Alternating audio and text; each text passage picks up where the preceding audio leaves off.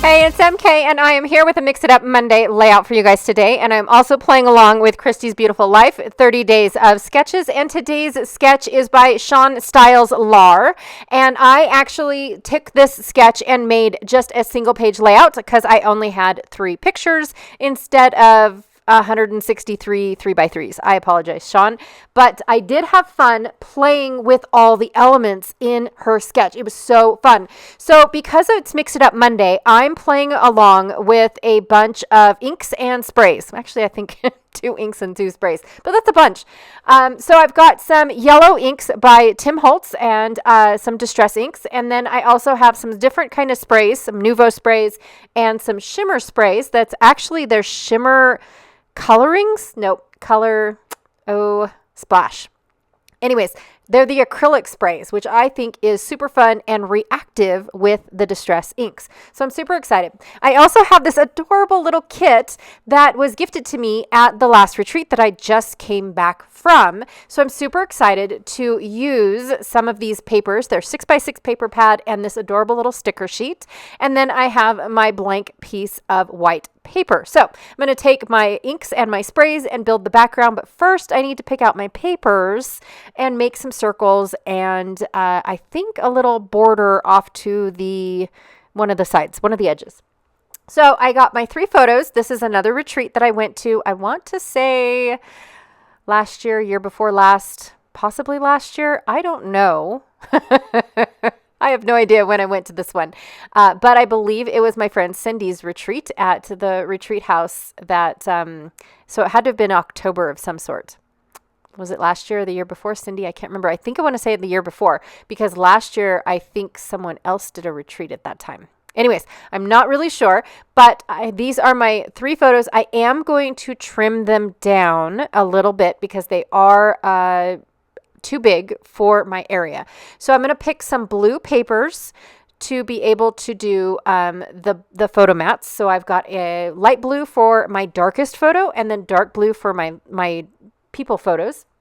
And then, yes, I pulled out pink. I did. It's for Cindy. That's the only reason why I pulled out the pink. I'm going to fussy cut out these cute little labels so I had a little bit more of embellishments. I'm going to photo mat in blue, and then I'm going to do circles and the paper in the paper strips and circles in the little flowers and the pink. And then I pulled out that yellow without realizing that I'm going to do mixed media in yellow. So I'm going to flip it and not do the yellow in the mixed media. So I'm going off of Shawn's layout and I'm trying to place the circles where Shawn has them. I do have this blue circle, but then I forgot that it was supposed to be a floral circle. And I am also trying to figure out how to set up my photos in alignment with how Shawn wanted your 3x3s. So just still trying to stick with what I've got. I don't like the photos starting at the very top, so I'm going to try to make them a little bit more central, seeing how I don't have enough photos to go from the top to the bottom, and that makes a lot more sense to me. So once I figure out where all of these fabulous circles go, I need to bring out my pencil, so that way I know where all my mixed media goes. Because if I didn't do this exercise, I either A, would have made it too small, my mixed media, or I would have made it too big and covered this entire white piece of paper with nothing but yellow. That still would have looked okay with me, but I wanted just a little hazing of this bright, beautiful yellow. So that way, because one, that was other than pink, because pink does stick out a lot in this collection. I felt like the yellow stuck out a lot as well. So that's why I wanted to bring the yellow out. Making sure everything is straight before I start drawing lines because, my mixed media is going to be perfect. So I'm going to have absolutely straight lines on all of my photos. I don't know why I'm drawing the gap. I have no idea. But yes, I'm going to draw the gap. Normally I don't. Normally I just do the outside edges and then fill in the middle. But I think the whole point is I'm going to fill the gap in. And then I'm also going to fill in the gap between the stripes and my pictures as well. I'm not too worried about the circles. I was going to do a shadow behind the circles and then I changed my mind, realizing that I was not going to have enough space on my layout. So a quick trick to fill in the gap instead of all this blending is to rub your ink pad on the paper first, then you start blending it with all of this color, and it actually goes by a lot faster. I don't know about full coverage. I haven't done that trick yet, or this trick on a full coverage piece of paper. But as far as just trying to get this hazing going, I did like putting the ink down first and then blending, because I felt like I wasn't doing it as long as I could have been if I just started with a white piece of paper.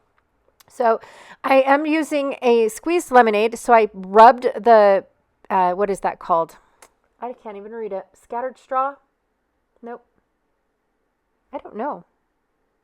Squeezed lemonade and something else. It looks like scattered straw, but I don't know for sure. I rubbed the darker ink, or the darker yellow, on my paper first, and then I went through and inked up my lighter yellow. And now I'm just going to go through and make a little bit of lines with the darker yellow. I'm not going to blend these in. I wanted them to be a little on the darker side and the wispy side. Then I'm going to take my Color Splash by Shimmers, and after I shake it up, now you have to shake this up a lot. You don't want any of that paint sitting down on the ground, and I'm going to splatter in my hazing, because then I'm going to use a paper towel to clean it up, to pick up that color and that ink, and it's just beautiful. How much of it you're going to see, I have no idea, but it was fun. And then the Nouveau Drop spray, it's a mica spray, is actually just going to be for more dots in the background of my bigger dots, or my bigger circles. So that is what is going to go on there. Unhold. Oh, I apologize. So now I'm going to go ahead and put everything together. Sorry about that pause. I got distracted. Just truth be told. And then I'm going to go with the sticker sheet and start adding in my elements as well. Now, this is another layout. I know I get so distracted very easily, you guys, but this is another layout where I pause the video, I start talking to a family member, and then I continue to scrapbook without remembering to put the camera back on. So I do apologize, but I think what I end up doing is coming back and gluing everything down. That way it's a little bit longer instead of, yay, I'm all done. And then I, say goodbye. So I have to remember how I had all of my little circles. I know I had a little bit here and a little bit there. I cannot remember where all of these circles ended up going. I should have taken a picture.